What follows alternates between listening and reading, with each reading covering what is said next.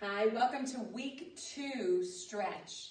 It's the hip flexor stretch. Our hip flexors run right through here and they actually come up into our groin area.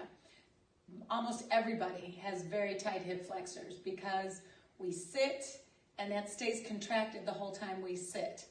Tight hip flexors will limit our movement, make us feel uncomfortable in our hip flexor area as well as tugging on our low back. So what I'd like to show us is a hip flexor stretch that I'd like you to do 5 times on each leg, holding each count for 15 to 30 seconds.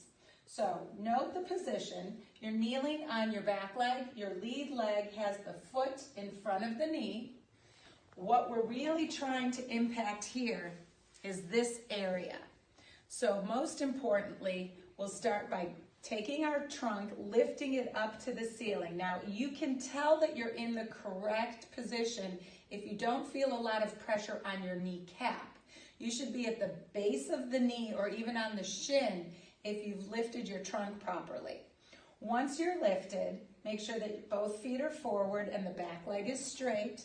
You're going to then think about this hip, push it forward.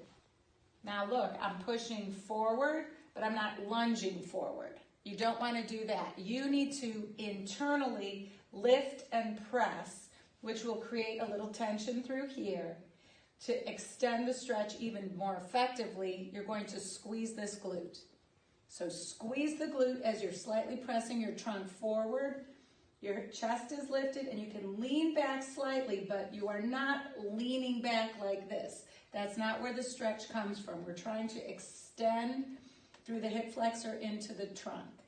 To extend the stretch even more, you're going to take that arm, raise it up, and try to bring it slightly past your ear. Note the extension of the arm.